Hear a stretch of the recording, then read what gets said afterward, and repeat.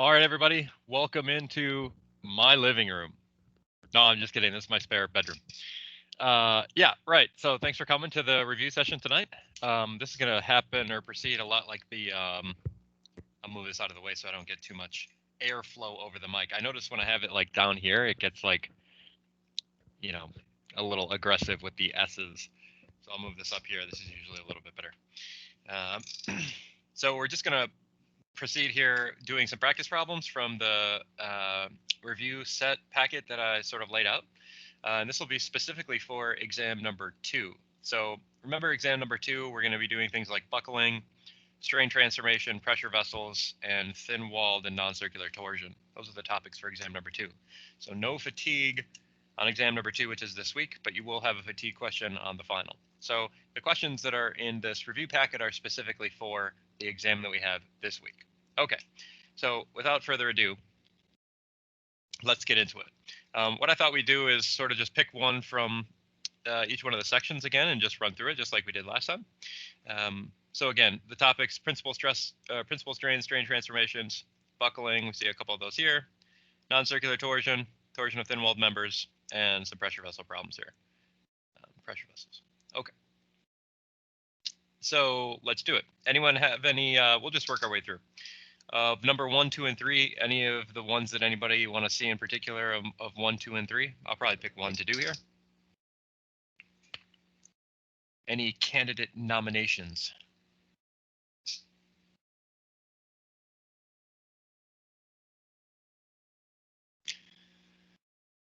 Okay. Well, if there's no nominations, I'll just maybe do number 3. I think number 3 is probably the most difficult because you got this sort of arbitrary strain gauge.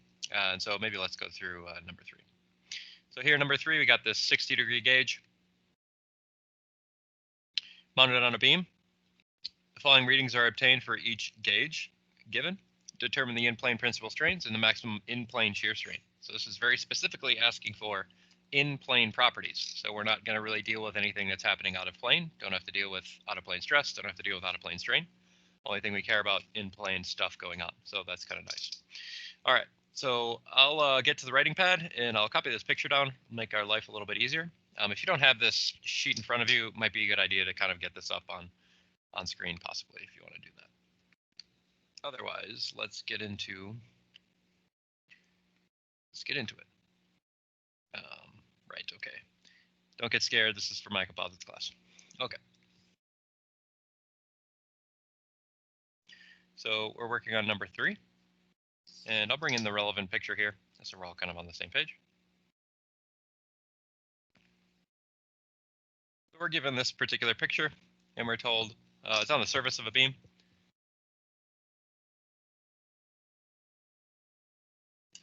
And we have a couple of strain gauge readings here, we're told. The strain gauge reading for gauge A is 200 microstrain. The reading of gauge B, negative 450 microstrain. And the reading of gauge C, here, this is 250 microstrain. Okay, we want to find, we're told to find the in-plane principal strains and the maximum in-plane shear strain. So we want to find E1 and E2. I'll be specific that this is in plane. And I want to find gamma max in plane. Okay, that's kind of the problem statement here. So let's get on with it. So part A here, we're going to find sort of these principal strains. First thing we really need to do here is we need to identify that this is not a standard Rosette. So we're going to need to use our arbitrary strain gauge Rosette equations to sort of execute this particular problem. And if we go up here, we can sort of define our coordinate system however we want on this particular piece. We don't have one given. So we can do it in a variety of ways. If you want to make your coordinate system here with like the x-axis along A and the y-axis kind of out in space here, that's fine. If you want to make a coordinate system with the x-axis here and the y-axis here, that's probably the easiest since we have all the angles sort of defined there. If you want to do something like X-axis here, Y-axis here, also fine. It's not really that important for us for this particular problem. We need to find these strains in the XY direction. We need to find the shear strain gamma XY and use those to calculate principal stresses and maximum strains. So your definition of the coordinate system doesn't really matter. The one I go with in this particular problem is the following. X here, Y here. Okay. So when I have this sort of definition, I can define where these gauges are relative to the x-axis, and then use my arbitrary strain Rosette equation to calculate these strains epsilon x, epsilon y, and gamma xy. So first off, we're going to see here that this is our first angle of interest. This is like theta A, and here this is going to be negative 30 degrees. All right, it's 30 degrees clockwise from the x-axis. Here this angle is theta B, and this is going to be 30 degrees. And obviously, our last angle of interest here is this angle here. This is theta C. This is 90 degrees. Okay, so these are angles that we're going to use for this particular problem. Okay, so let's remind ourselves what these arbitrary strain gauge Rosette equations are.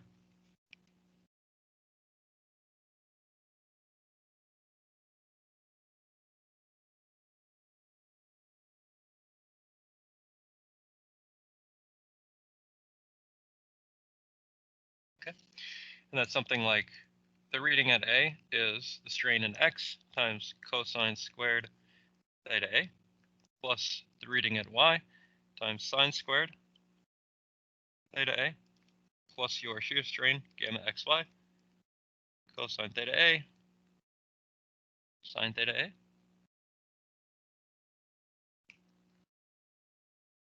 Strain gauge reading as strain gauge B, epsilon x cosine squared theta B plus epsilon y sine squared theta B plus gamma xy cosine theta B sine theta B. Sorry about the handwriting, I'm trying to go kind of quickly here. Similarly, the reading of gauge C is epsilon x cosine squared theta C plus epsilon y sine squared theta C plus gamma xy cosine theta C sine theta C. All right, so these are arbitrary strain gauge Rosette equations.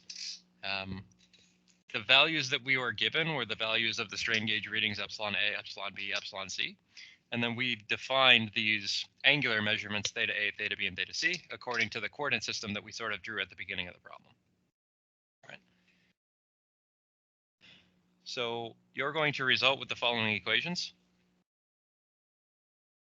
200 microstrain, that's my reading for epsilon A, is epsilon x cosine squared of theta A, negative 30 degrees, plus epsilon y sine squared, negative 30 degrees, plus gamma xy cosine negative 30 sine negative 30. This is kind of like equation number 1. Equation number 2, which is using epsilon b, is negative 450. Microstrain is epsilon x cosine squared, positive 30 this time, for that gauge at location B, plus epsilon y sine squared 30 degrees, plus gamma xy cosine 30 degrees sine 30 degrees. And finally, our third equation, this is going to be that epsilon c, given as 250 microstrain, is epsilon x cosine squared 90 degrees, plus epsilon y sine squared 90 degrees, plus gamma xy cosine 90 degrees sine 90 degrees. All right, so you have to solve all three of these equations simultaneously. I would advise some solving program. I know some calculators can do this. Should be able to solve something like this on the test, but you can sort of plug in all the values here, solve together for epsilon x, epsilon y, and gamma xy. So solve together using your favorite solving method. And you'll find there's a strain in the x direction, negative 250 microstrain.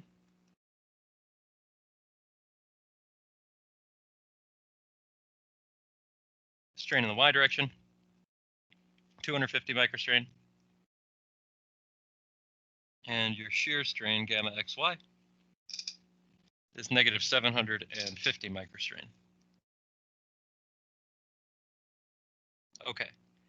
These are not the principal strains and the maximum shear strain. I think some people made this mistake on the homework, right? These here are just the strains that occur in the XY coordinate system, all right? So here, these are just like intermediate values that we need to proceed with the problem. So these are just strains in the XY coordinate system.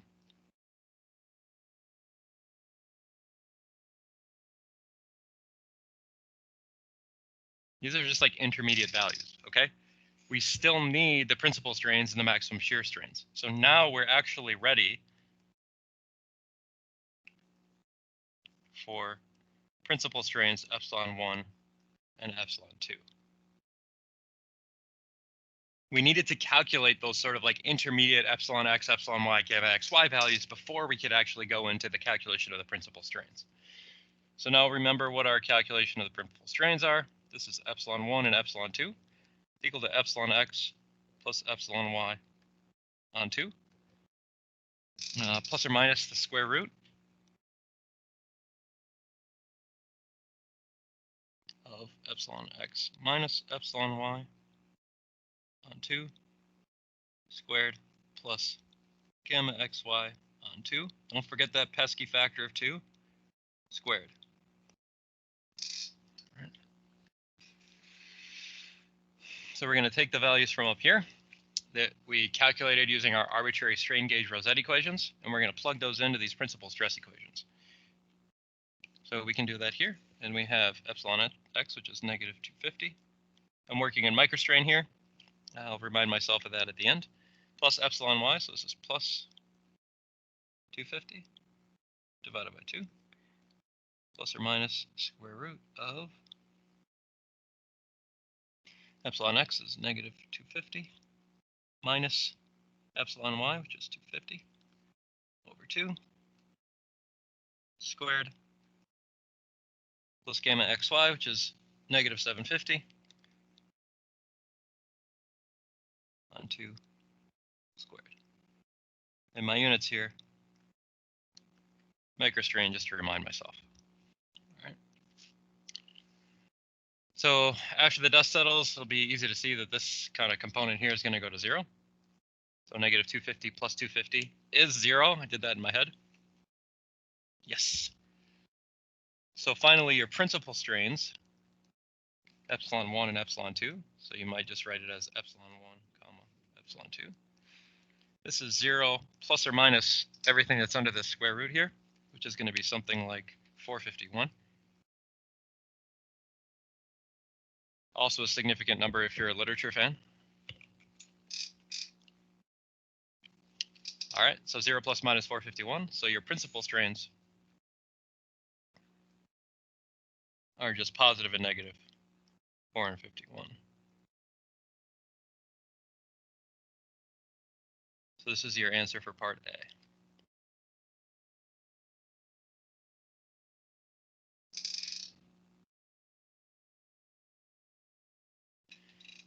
Okay, part B. You need gamma max. Remember, our equation for that is kind of like the back end of this principal strain equation, but just multiplied by 2. So it's 2 times this stuff, epsilon x minus epsilon y on 2 squared plus gamma xy on 2 squared. We sort of calculated this square root here already. we saw that this was 451 microstrain. So easy to see here then that our maximum in-plane shear strain, we want to be specific and label this appropriately with some sort of like in-plane moniker, is 451 times 2, which is 902. All right, I like this problem. This uses an arbitrary strain gauge Rosette. I didn't really ask you about plane stress, plane strain behavior here, but if you had to choose whether this was in plane strain or plane stress, hopefully you understand that this would be in plane stress because it's on the surface of a piece.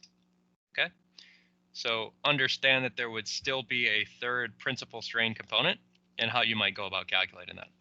Let's say that we actually did want to calculate that. Let's put in a little extra bonus. So assume plane stress and calculate your out of plane strain component. This is actually pretty interesting here.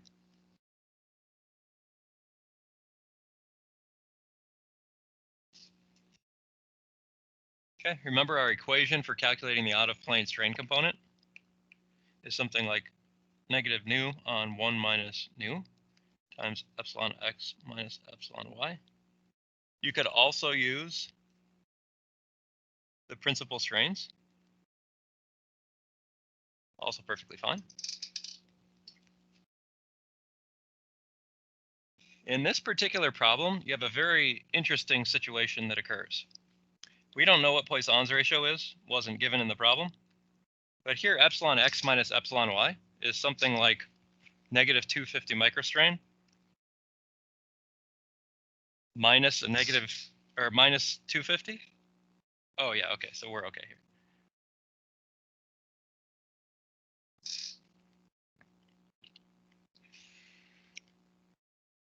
So you'd have something like, oh, and it should be plus. That's why I'm confused. Sorry, should be a plus sign here.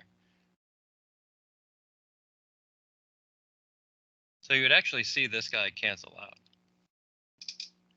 And interestingly, in this particular problem, your out-of-plane strain is 0. Very interesting. It's a very rare circumstance where your out-of-plane stress and out-of-plane strain would be 0. It's like very rare. Okay, interesting problem. All right, any questions on this?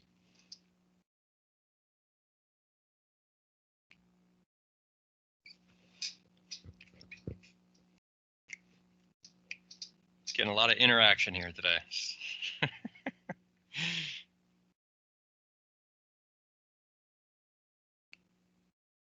Wake up out there. No sleeping. No sleeping. All right, let's move on. Man, my nose is like really itching. Okay, here we are in a buckling equations. We got, I think, a handful of problems here, 4, 5, 6, and 7. Kind of all sort of buckling problems. Number 6 is pretty extensive, so maybe we won't do number 6. It's a little too crazy.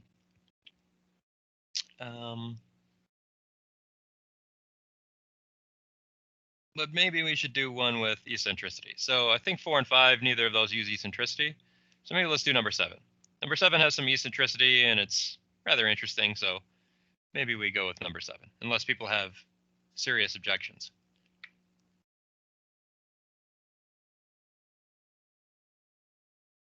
Okay.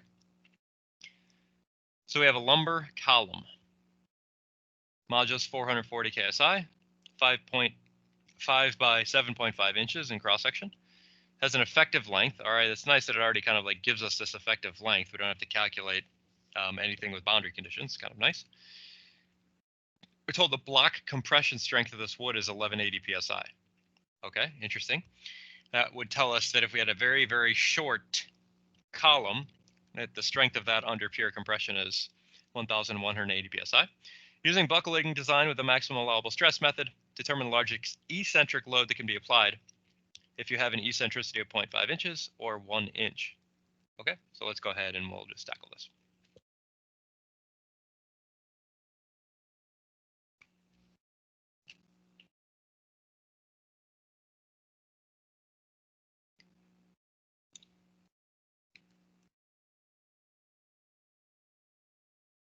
Again, I'll just bring the picture over. Here we are, this particular picture. And I'll copy the relevant information over. We have an effective length kind of already given for this problem as 8.5 feet. We had the modulus of this wood given, which is 440 KSI.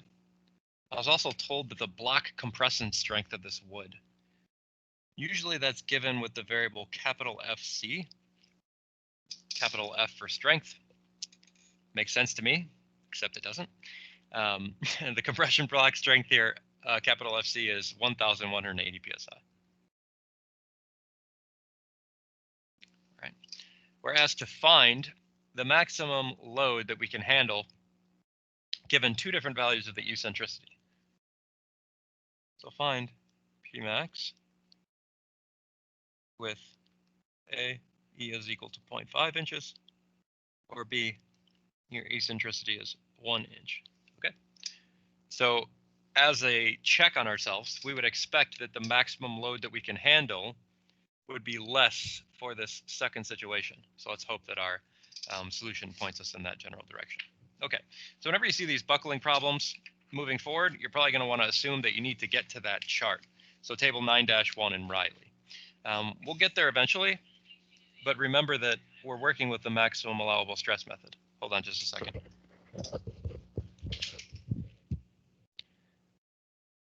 My lovely, lovely fiance just came home.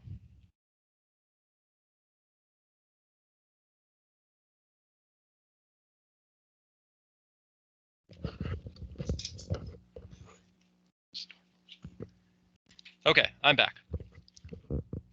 So find the maximum allowable load with these two situations. Remember with these buckling problems, we always want to look at the allowable stress and the current state of stress. And we want to calculate them separately. Oh my gosh, calculate them separately. All right, so with this method, compare the allowable stress versus the current stress. When those things are equal to each other, that's when you're going to have failure. All right, so let's tackle this. All right, first we'll talk about the allowable stress.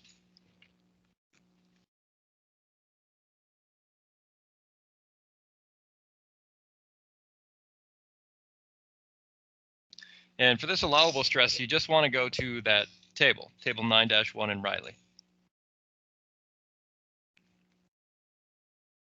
It'll basically give you all that you want to know. So I'm going to pull that up here quick and just remind ourselves what that actually looks like.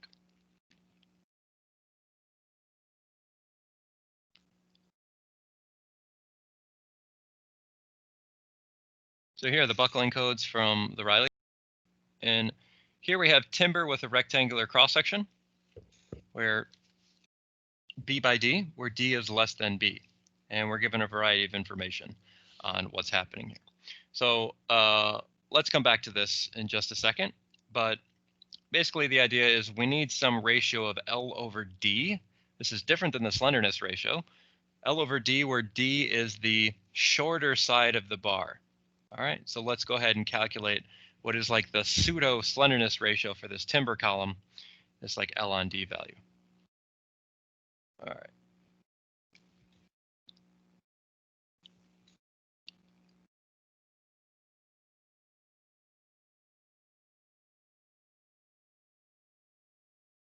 Okay, this D value, this is the shorter side of the two sides. So rectangular cross-section B by D, where D is less than B. So here we're going to have an effective length, which is 8.5 feet times 12 inches per foot. All this divided by this value of D, which is the shorter side length, which here is 5 inches. Okay. So I calculate all this, and I'm going to have this like pseudo effective slenderness ratio for this particular problem is 20.4. So this is kind of like the slenderness ratio of interest for me. So if I come back and I look at my table here, if I move this down slightly, whoa, too far, too slightly. All right, so timber with a rectangular cross section. Here, my L on D is 20.4. So here, 11 less than or equal to, oh, I need to figure out this value of K. K here given in the chart is 0.671 root E on the compression block strength. So I need this value of K, which I just showed in the chart was 0.671 times square root of the modulus divided by the block compression strength of this particular wood. All right, so here this is 0.671 square root the modulus I was given, 440 KSI. And the block compression strength I was given as 1,180 PSI. All right, I'd have to do a unit conversion there to make sure everything's sort of hunky-dory. But in the end here, I'm going to get a value of K, which is 13.0. Okay, so we see here that my like pseudo slenderness ratio, LE on D, is 20.4. And my value of K, which kind of like helps me determine where the intermediate range for this particular piece is 13. So in this particular situation, we're in kind of like that third portion of the chart, which is over here. K less than or equal to L on D, which is less than or equal to 50. So this is the portion of the chart which we care about. So our allowable stress here simply is calculated as 0.3 times the modulus divided by this pseudo slenderness ratio squared. So I'll write slender since K less than or equal to this pseudo slenderness ratio, which is less than or equal to 50. All right. With this then, my allowable stress is just 0.3 times the modulus divided by this pseudo slenderness ratio squared. Okay, I have all of these values. So here this is 0.3 times the modulus, 440 KSI, given in the problem, divided by my pseudo slenderness ratio squared, which is 20.4 squared. So in this problem, after working the math, I have an allowable stress for this timber column, which is 317 PSI. All right, good to know.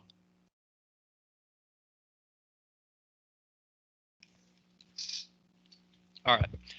Note, I haven't even talked yet about the loads that are on the structure. This allowable stress is simply from the geometry, okay? Remember, we calculate the allowable and the current states of stress separately. Okay. Now, we're going to calculate the current state of stress.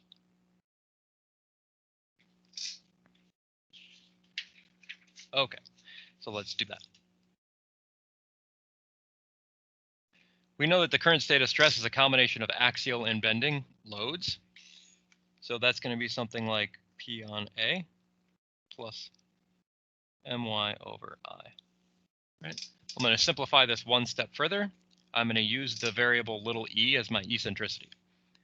So here, this is P on A plus my moment, which is PE times Y over I.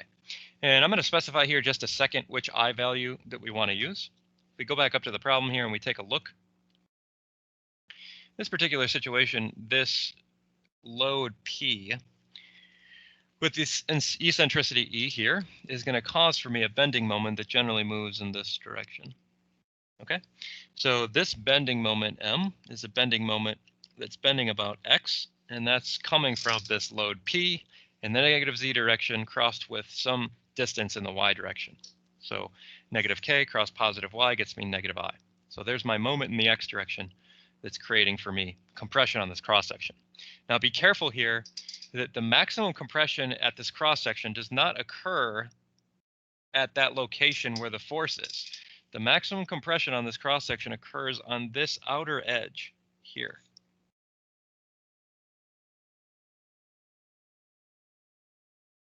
Okay, so that's where the maximum compression occurs on this beam, and that's where the beam is going to fail first. All right, got to keep that in mind when you have these sort of eccentric buckling problems. It's one of the things that really trips students up. All right, so the maximum compression occurs on that outer fiber. All right, another thing I need to note is that this moment is occurring about the x-axis. So I need to use in my calculations below the area moment of inertia, Ix. Okay. So let's do some calculations here. Let's calculate the area. Let's calculate the area moment of inertia, Ix. So we'll have some asides here. Area obviously is just 5 inches times 7.5 inches.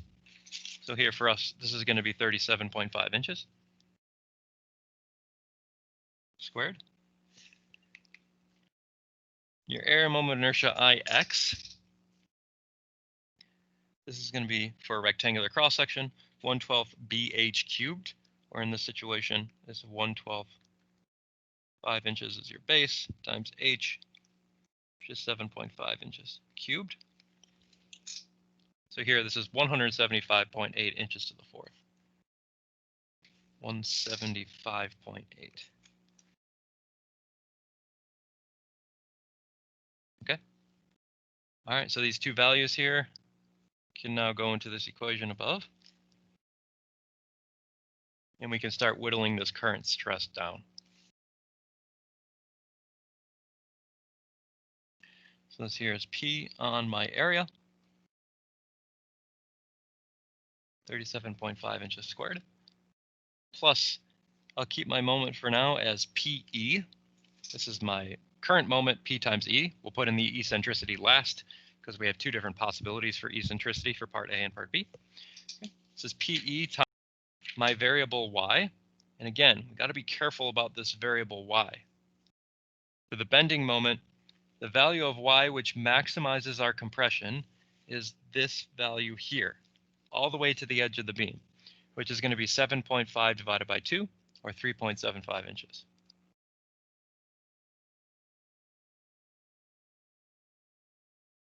All this divided by my area moment of inertia, which is 175.8 inches to the fourth. Put this all together in kind of a convenient way. I'm going to sort of extract P here. I'll have 0.0267 plus 0.0213 times my eccentricity E. And that's going to be my current state of stress. This is going to be PSI for E in inches and P in pounds. All right. Got to be careful with my units here, making sure everything sort of balances out. Just work in standard units, E in inches, P in pounds. Just give you PSI. This is an easy way to proceed. All right. So now we have to match this current stress that's currently on the beam to the allowable stress, which we calculated before. Okay. So now we're ready for everything.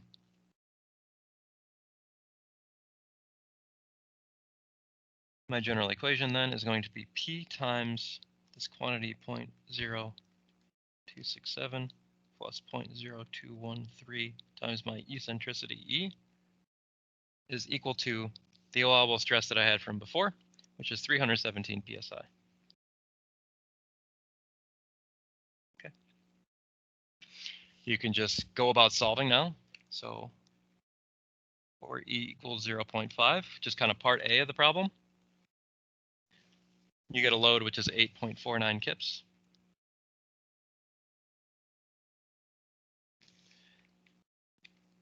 And for E equals 1 inch, 1 inch, you get here P is 6.60 kip. Okay, and we do see here that if the eccentricity is greater, the maximum amount of load that we could handle is less, which you would expect. More eccentricity leads to lower load that you expect before failure. Okay, how are we doing out there? We awake? Do I need to tap on the glass? Is there a snippet of that table on the Blackboard site? I will provide that table to you on the exam if you need it. Alex asks. I will put it on the test if you need it. How about that? Is that a fair deal?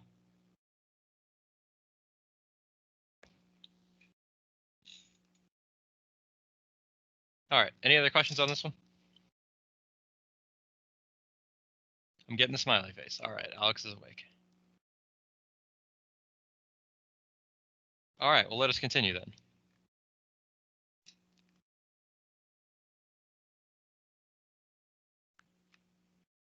All right. Torsion non-circular members. I only kind of put 2 problems here. Maybe I should have put a couple more, but torsion and non-circular members. I think 8's kind of simplistic. So maybe we try number 9.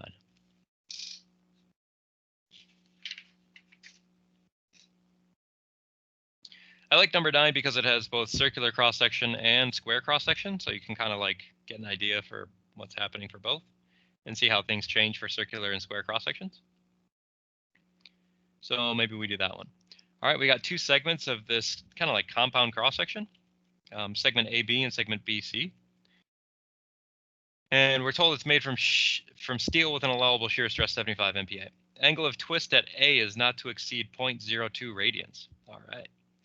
Determine the maximum allowable torque that being applied to end A, and note which restriction controls this.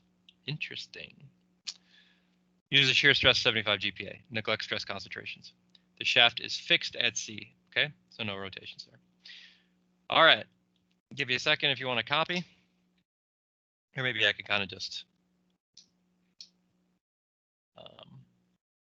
copy the relevant information over. Might be better. All right. I'll just copy the relevant info.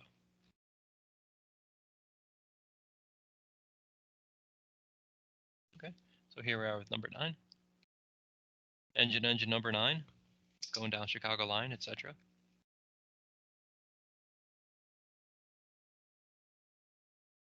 Here's our picture. And a couple of things we're told. Shear modulus of this particular piece, 75 GPa. We have a maximum allowable shear stress, given in this problem, 75 MPa. And we have a maximum angle of twist, 0.02 radians. All right. We want to find here what is the maximum torque and which criteria controls.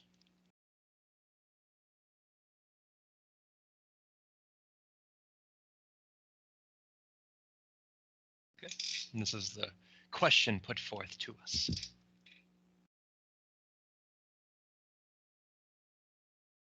Okay, well, we can take a look at each one of these 2 different things separately. So we'll look at max shear stress and max angle of twist criteria separately. All right. So let's do it. So first, let's look at max shear stress criteria.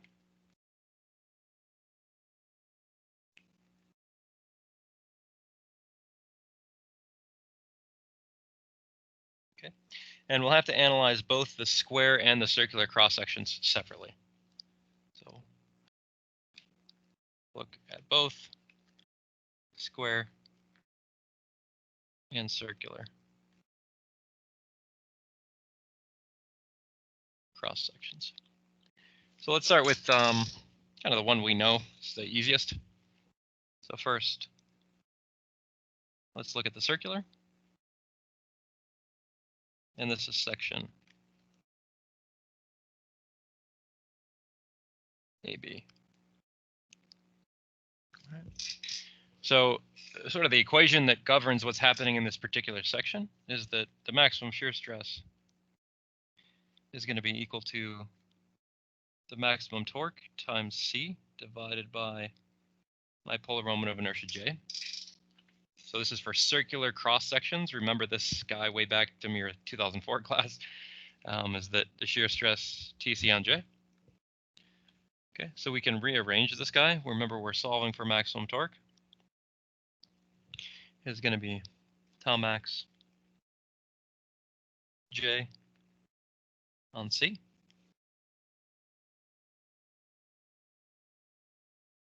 So the maximum torque that I could handle in the circular portion of the cross section is tau max, which is 75 MPa, times my polar moment of inertia J, which is pi on 2, times the radius to the 4th power. So if I move back up here and look at the radius sort of in the circular section, here the radius is 90 on 2, so 45 millimeters. Oh, sorry, I've got to look at the, here my radius is 30 millimeters. Sorry about that. So here I'll work in meters, 0.03 meters to the 4th. Polar moment of inertia divided by my variable c, which is sort of the radial dimension here again, 0.03 meters. So I'd find here that my maximum torque in sort of section AB that comes from the max shear stress criteria would be 3.18 kilonewton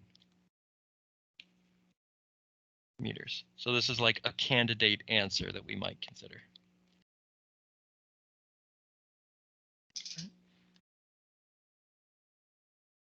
All right, let's look at the next section.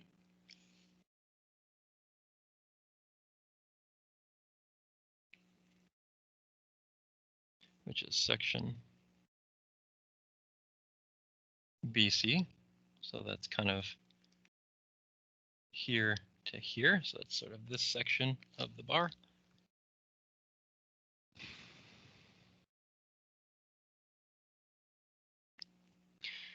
We need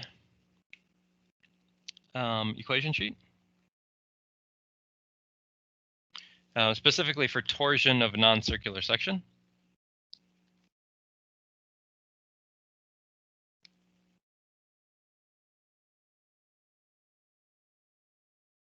Okay, so you could either use sheet or you could use the notes from the class. So open up the PowerPoint slides for the notes on thin and non-circular torsion. You could do that. Otherwise, you could use your equation sheet. And just a reminder, your equation sheet looks something like this. I'll bring it in here. Scroll down, scroll down, scroll down.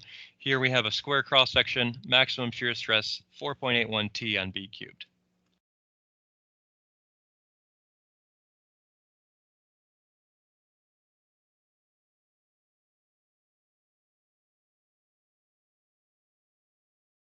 Oh, B cubed.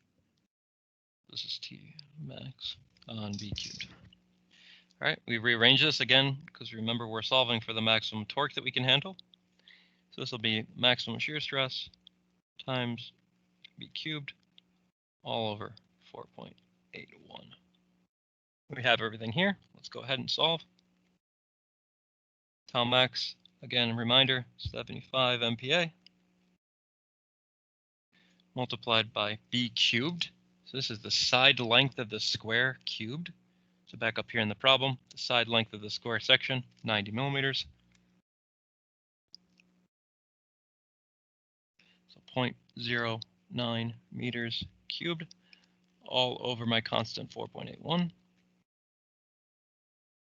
This is going to lead me here to a candidate maximum torque, which is going to be 11.4 kilonewton meters. Okay, this is another candidate answer. I would expect that since the square cross-section is generally larger than the circular cross-section, that cross-section could handle more torque. So it sort of makes sense that we see that here. All right, so this is sort of like for the max shear stress criteria in the circular portion of the bar. This is for the max shear stress criteria in the square portion of the bar. And you see that the square can handle a lot more torque before it fails than the circle. That makes sense because the circular just kind of has a smaller size in general. All right. The last thing that we have to do is we have to look at our angle of twist criteria.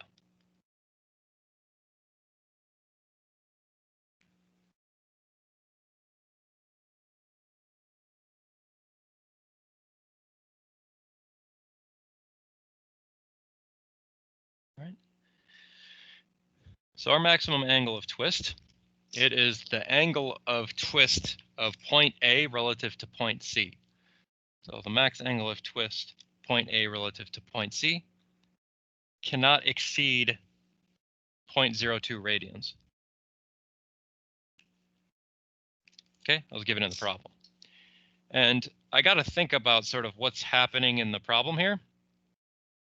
Is that if I go back up to my bar, this torque that's being applied to the bar is going to cause this section here, which is section BC, to rotate around some amount. So we have some angle of twist here, BC.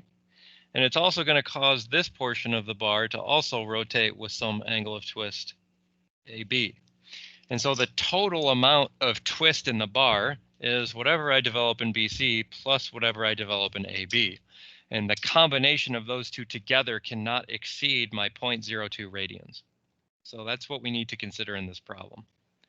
So if we put math to that, we would say that the angle of twist between points A and C is the angle of twist that's developed in AB plus the angle of twist that's developed in BC, where A is your circular cross-section and BC is your square cross-section. So this max angle of twist that we're allowed is going to be the angle of twist in the circular section, which we know is something like TL on GJ. This is for a circular section. Goes back to your 2004 days. Plus the angle of twist in section BC, which is the section that contains the square cross-section. And for that, we go back to the equation sheet. Our angle of twist for a square cross-section, 7.10 TL on B to the fourth G.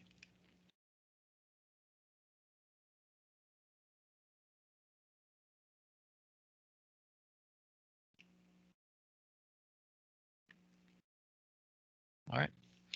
So we can pull some variables of interest out here. Specifically, we have like TL and G that rear their head in both of these. Okay.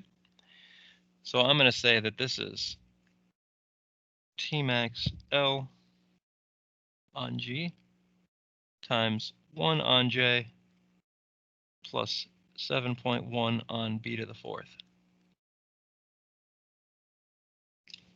Hopefully we all sort of see that. Remember that I'm trying to solve for the maximum torque. So here my T max, if I wanted to sort of write this more clearly, would be this maximum angle of twist that I can handle, AC, times my shear modulus G divided by L, multiplied by this strange 1 on J plus 7.1 on B to the fourth, all inverted.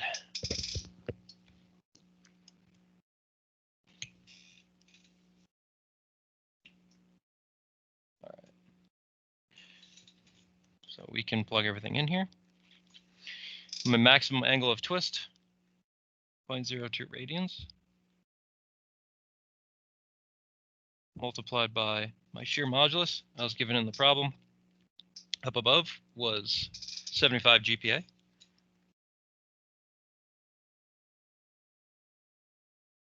The length of each one of these sections is the same, so that's why I've pulled it out clearly here.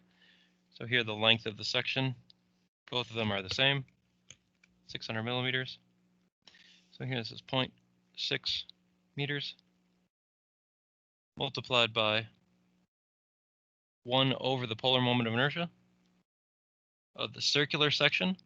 So this is pi on 2, 0.03 meters to the fourth, plus 7.1. B is the side length of the square section. So it's 0.09 meters to the fourth. All of this inverted. All right.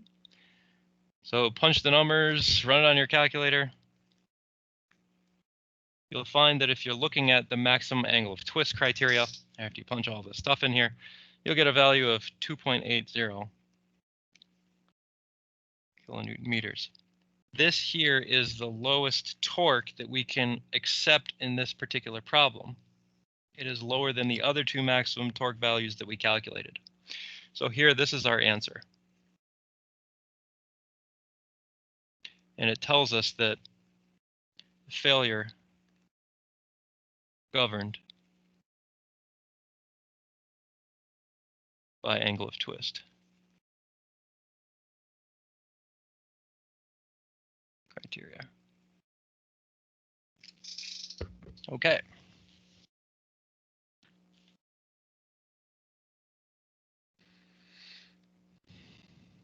So there you are. Questions on that one? Usually with these like non-circular torsion ones, you have to, unfortunately, kind of like look at both angle of twist and max shear stress. That's usually kind of how these problems kind of go. Questions? Got to tap the glass again. Ping, ping, ping, ping, ping, ping.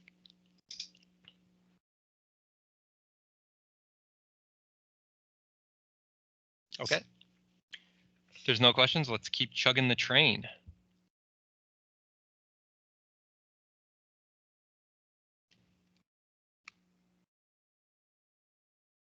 All right, maybe we give ourselves a little reprieve and do an easy one here. So we did torsion of solid non-circular sections. That was like number 9. Here we have torsion of thin-walled members. We have 2 options to choose from here. Number 11 is rather involved and complicated. Maybe we do number 10. Number 10 is pretty simple. Let's just do number 10. We want to determine the torque that can be applied to this rectangular tube if the average shear stress is not to exceed 12 KSI. Mean dimensions of the tube are shown, and the tube has a wall thickness of 0.125 inches. It's kind of as basic as these thin-walled samples get. So let's go ahead and do this. Number 10.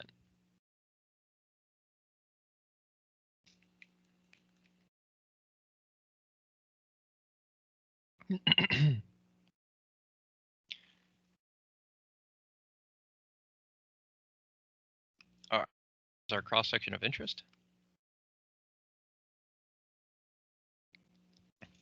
And we're told that tau max is not to exceed 12 KSI. All right. We're also told that the thickness of the walls is 0.125 inches, and also that these dimensions here are the mean dimensions.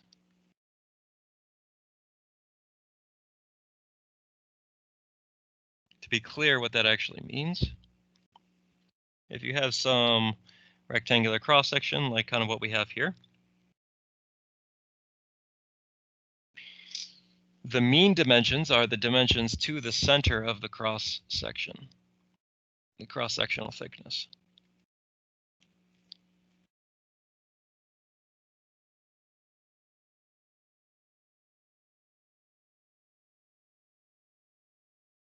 Okay, so these are the sort of mean dimensions here.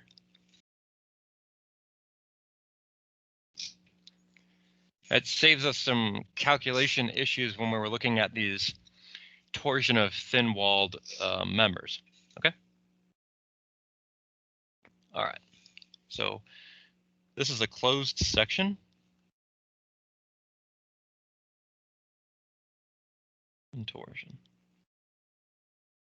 Okay. We know that it's closed because it sort of like encloses an area. Okay. So for a closed section and torsion, we have a very specific equation that we can use. We've not derived it in class because it's complicated. If you didn't look up the Prandtl stress function, now's your chance. So for a closed section, the maximum shear stress is something like the maximum torque over 2 AM times little t, where AM, just a reminder, this is the area contained by midline. And remember, our midline is sort of like this dashed line here.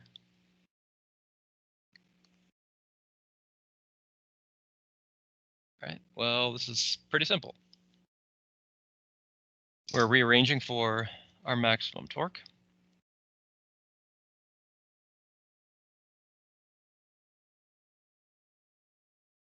So here, 2 tau max, given in the problem, was 12 KSI times AM. Okay, well, that's just the area enclosed by the mean dimensions. So that's 8 inches squared times the thickness of my wall, which is 0.125 inches. I punch all this in. My maximum torque for this problem, 24 kip/inch. Or if you want to convert to kip/foot, 2 kip/foot. Units, people, units. Someone emailed me actually about this problem and said that I had the wrong answer. Incorrect.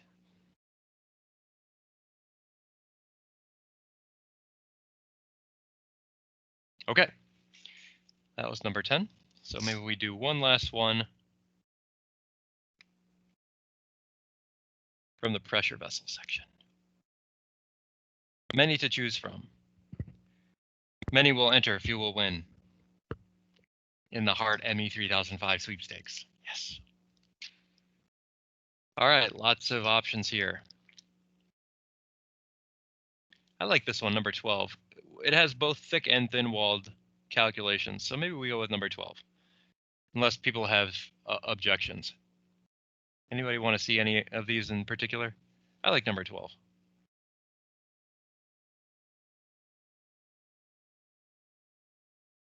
Objections?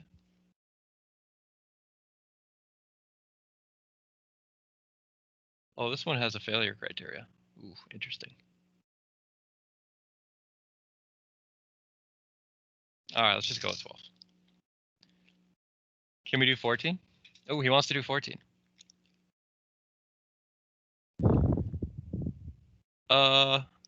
Yeah, we can do 14. Yeah, let's do 12. Let's do 12 and 14. We'll do them both. I think 12 is a good one just because, you know, there's a lot there. Both thick-walled, thin-walled. So it's good to maybe kind of review the thick-walled as well. 14 is really kind of just thin-walled, so want to make sure that we get some thick-walled in there as well. So let's start with 12, and then we'll go on to 14, just for Mr. Michael. Okay, so here we are. Number 12, steel tube, inner diameter 8 inches, outer diameter 10 inches, internally pressurized to 1 KSI. Find the average axial and tangential stresses on the wall using thin wall pressure vessel equations with the midline radius. Interesting. And B, maximum radial and tangential stress on the wall using thick wall pressure vessel equations. Okay, let's do that.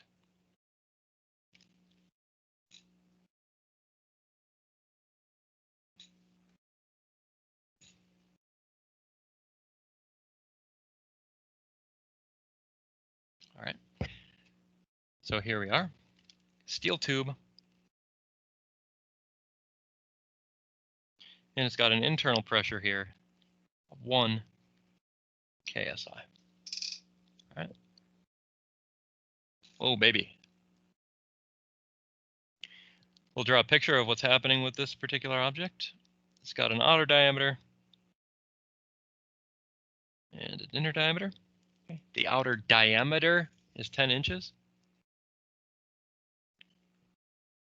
And the inner diameter is 8 inches. Okay, so that means the inner radius, which we typically call the variable A, is 4 inches. And the outer radius, which we typically call the variable little b, is 5 inches. Okay, don't forget it. All right.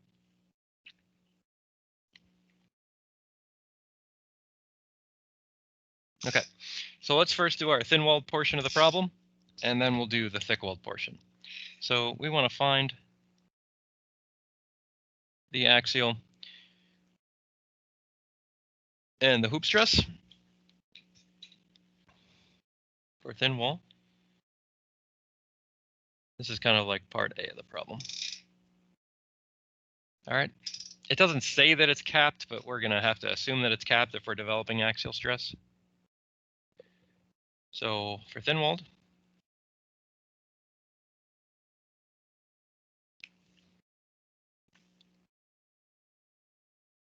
we have the axial stress that's developed here is PR on 2T. We're told to use the midline radius in the problem statement. So this value of R, we're told to use the midline radius. So the midline radius is kind of like the radius that runs in the center of this circle here. So we're told to use the midline radius. Here that is 4.5 inches. It's halfway between the inner and the outer radius. Okay. So the pressure is 1 KSI times the midline radius, 4.5 inches, divided by 2 times the wall thickness. The wall thickness is not 2 inches. All right. It's not just the outer diameter minus the inner diameter. It is not. It is 1 inch here. So here, the axial stress is just going to be 2.25 KSI. Did I make a mistake here?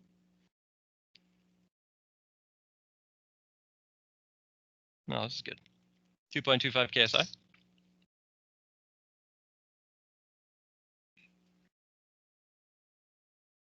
Okay. My hoop stress is PR on T for thin-walled assumptions.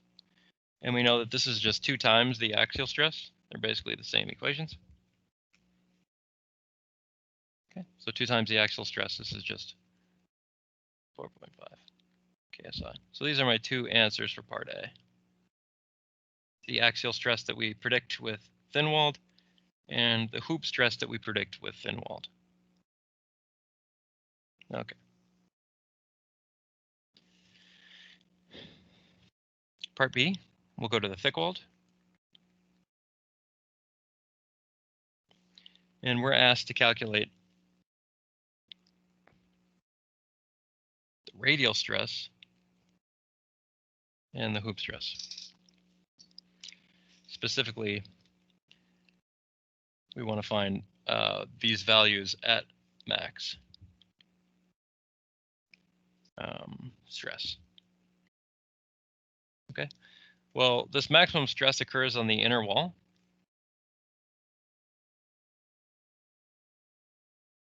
Where R is equal to A. All right. So first we'll find the radial stress at the inner wall. We can go through the whole rigmarole of the equation. Remember that the radial stress equation, pi a squared for thick-walled, b squared minus a squared. Times here, this is 1 minus b squared on rho squared.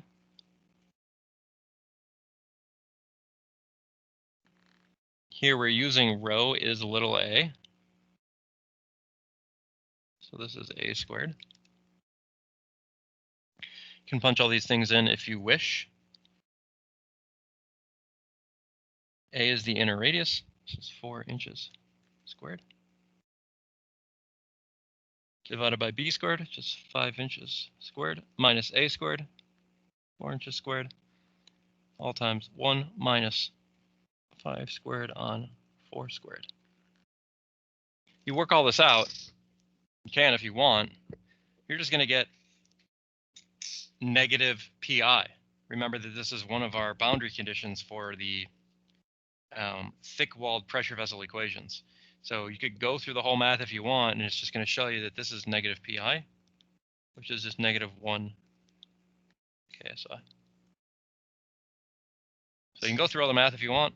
Otherwise, if you just tell me on the test, one of our boundary conditions is at the inner wall, we have a radial stress of negative 1 or negative pi. That's also perfectly fine. Not going to have the same thing for the hoop stress. You're going to actually have to calculate this one. So the hoop stress, very similar looking equation.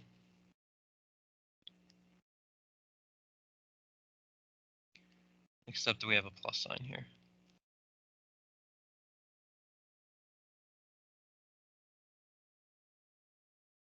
Okay, So away we go, 1 KSI, the internal pressure, multiplied by the inner radius squared, it's 4 inches squared, all over 5 inches squared minus 4 inches squared, times 1 minus b squared, which is 5 squared, over rho squared. Again, we're using the internal radius as rho, so this is a squared, or 4 squared, and plus n. Work this out, you get a hoop stress here, 4.56 KSI.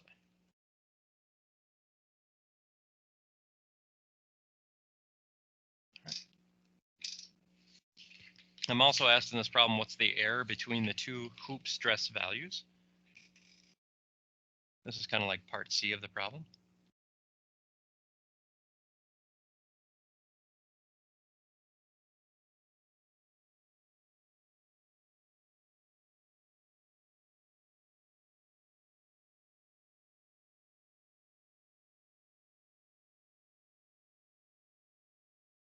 Okay, so remember here that my hoop stress that I calculated for the thin-walled assumption was just 4.5 KSI. And the hoop stress that I calculated for the thick, we just saw 4.56 KSI. So the error here is just going to amount to, remember, it's the absolute value of the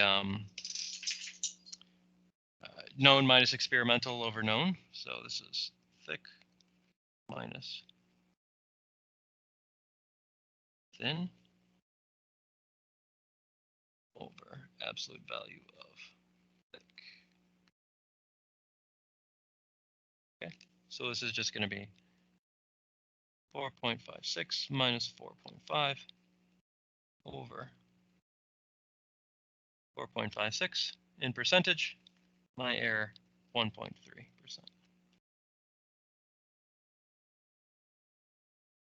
So not a large error there.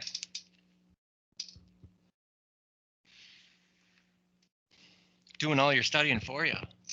Lucky ducks.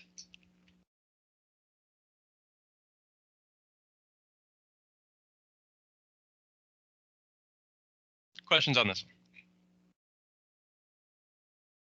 I like this because we get to see both thin-walled and thick-walled. It's nice. Okay, let us continue.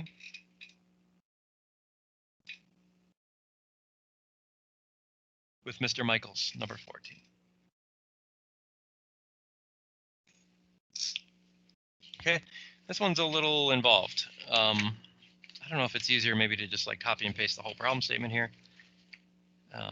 But let's pull it back up here for just a second.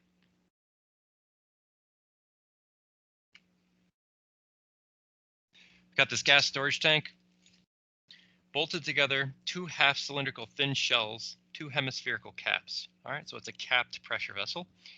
Each component has an internal radius of 2 meters. Okay, so the cylinder and the hemispherical end caps, 2 meters. Tank must be designed to withstand 3 MPa of pressure. The vessel is to be made of steel with a yield stress on 50 MPa. Determine, using the maximum normal stress criteria, that's one we don't use that often, the required thickness of the half-cylindrical shells, thickness of the hemispherical caps, and number of bolts required to secure the hemispherical cap in place if each bolt 25 millimeters in diameter with a yield stress 250. A lot going on here. I need to take a 10-second break to let my dog out of this room and get a little bit of water. 1 second.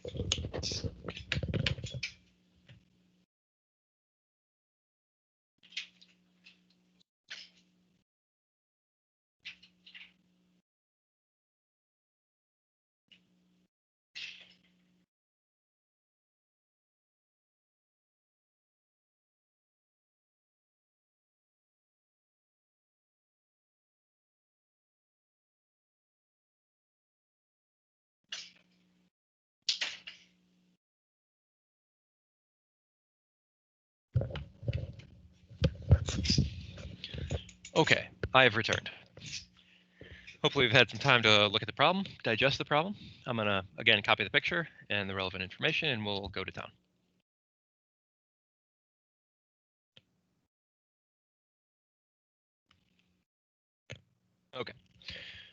So here we are with our pressure vessel. Let's get the information here. It's thin wall.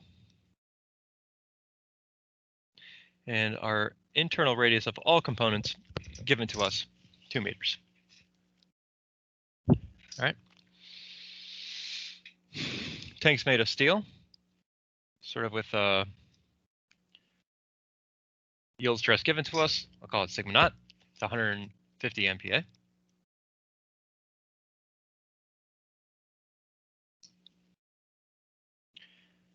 And we want the internal pressure that it withstands to be 3 MPa. All right. So the question is,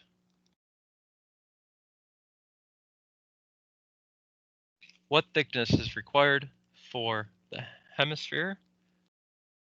It asks for the half cylinder first. For the cylinder and the shell and the hemisphere.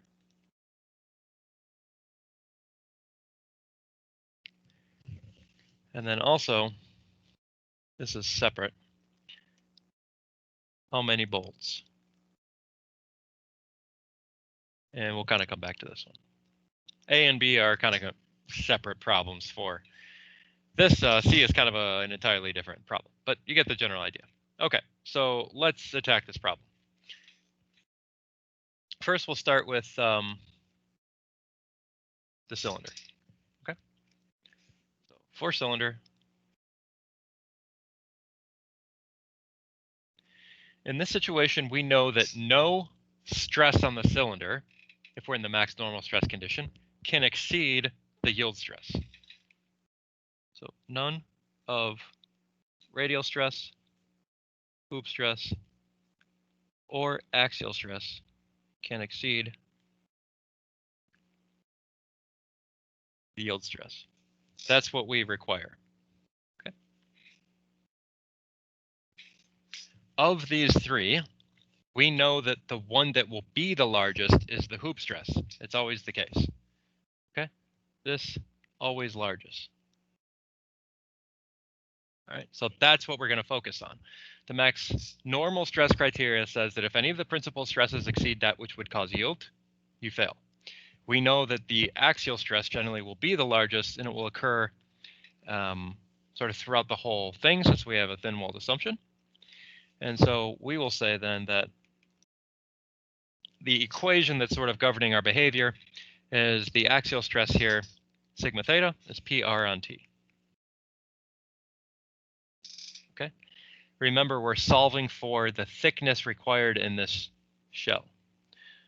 So here, I need to solve for the thickness, PR on sigma theta. The sigma theta value here that I want to use is the yield stress, okay? That's because sigma theta is a principal stress, and we're substituting using maximum normal stress criteria.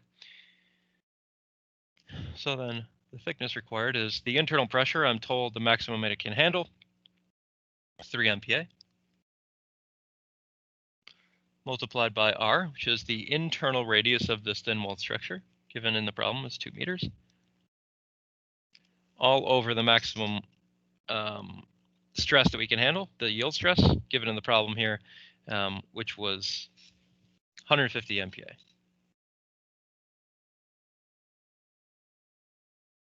Okay. So here, the thickness that's required for the cylindrical portion, maybe if you want TCYL, this is specifically for the cylindrical portion, just going to be 6 MPa meters divided by 150 MPa, which here is going to be 0.04 meters.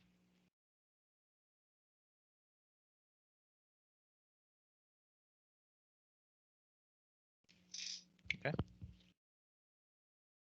So that's the required thickness, or 40 millimeters if you like, AKA 40 millimeters. All right, so that's part A. I'm going to need to go through this similar process for the hemispherical. So this is the hemispherical shells. Okay, in the hemispherical portion of this piece, there is no hoop stress. Okay, so remember for like spherical vessels, remember when we have like spherical vessels, and we have an element that's on the surface of that spherical vessel. That element is just axial stress in all directions. Okay, so this for a spherical vessel is what happens. Okay, so here, axial stress is max. And here, that means this is our governing equation for failure.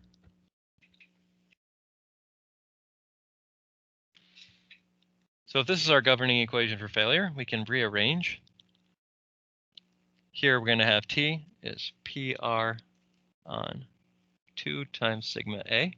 And again, we'll make the substitution that since this is our governing stress, it would create failure. We'll just make the substitution here that this is the yield stress sigma naught. And so the thickness required for sort of this hemispherical portion, or spherical portion, I'll do SPH for spherical, is just going to be the pressure that we allow, 3 MPa, multiplied by the internal radius, 2 meters, divided by 2 times the axial stress that we can allow, 150 MPa. Obviously, this is going to be half the thickness that was required for the cylinder. So this is going to be 0.02 meters, or 20 millimeters if you like.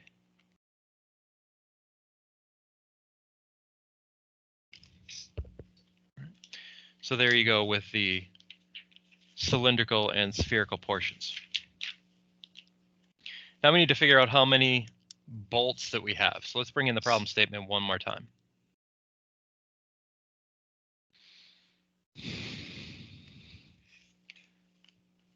Number of bolts required to secure the hemispherical caps in place. Okay, so we only really care about like this bolt pattern on the end. If each bolt is 25 millimeters in diameter, and each bolt has a yield stress of 250 MPa. All right, so here's our bolt pattern on the outer side, and we're going to have to do a force balance here to make sure everything's hunky-dory. So what we're going to do is we're basically going to slice this guy right at the location of the cap at the end and look at sort of the balance of the forces that's going on with that hemispherical portion. Okay, so part C, how many bolts?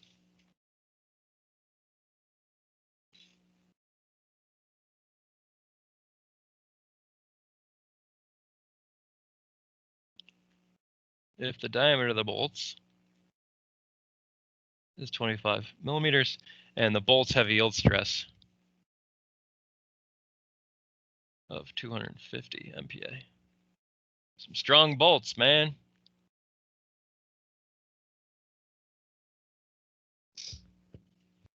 All right. So a free body diagram of hemisphere. You're going to have something that looks like this, kind of on the edge. Pretend that that's a real hemisphere. It looks a little short, but it is what it is. Okay, and the idea here is that you've got some bolts that are providing some force back, keeping the hemisphere in place. And here we have kind of the pressure that's putting some load down. So maybe I'll call this the force from pressure, FP.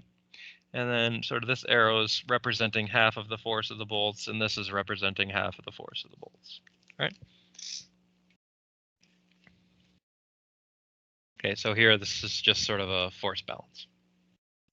So we know for this to be an equilibrium, sum of forces, if we call this the x direction, has to be equal to 0. Coordinate system on here, so the x direction. Okay, so that the pressure force has to equal to the force that the bolts are providing in resistance. All right. So the pressure force, this is just going to be the internal pressure that's applied multiplied by the area over which it acts. So this is pi times the inner radius of this particular hemisphere squared. This is equal to the force of the bolts. So the force of the bolts here, you could just keep this as FB for now, but it's probably easy to see that the force of the bolts is just going to be the number of bolts here. Well, let's just keep it as FB for now. Just easier that way. No, let's just put let's do it. We can do it. Come on. All right. So remember the force of the bolts here is something like the stress in the bolts multiplied by the area of the bolts. Yes? All right. So the force in the bolts is the number of bolts times the area of the bolts, which is something like pi times the radius of the bolts squared, multiplied by the stress that the bolts can handle. So this is sigma naught bolts. Just put it all in here so we can just solve it for everything straight away.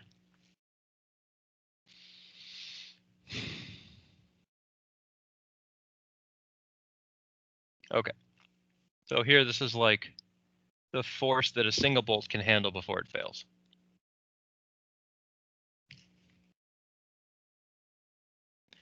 So with this in mind, the pressure on the inside, 3 MPa, multiplied by pi times the radius of the inside of the hemisphere, which is 2 meters squared. This is equal to the number of bolts, multiplied by pi times the radius of the bolt, which is 12.5 millimeters squared, times the yield stress of the bolts, which is 250 MPa. Sorry, I had to squeeze it in there a little bit. All right, but we see like MPa, pi, MPa, pi. Some of these things are going to cancel, which is nice. Might want to convert the millimeters to meters to do this calculation, but basically the idea is you could sort of get down here. You'll find that the number of bolts required, 307.2, would be required. And in this situation, you don't want to round down, okay? You want to have one more bolt than you need, so round up. And so number of bolts, 308. Okay, that's it. Any questions?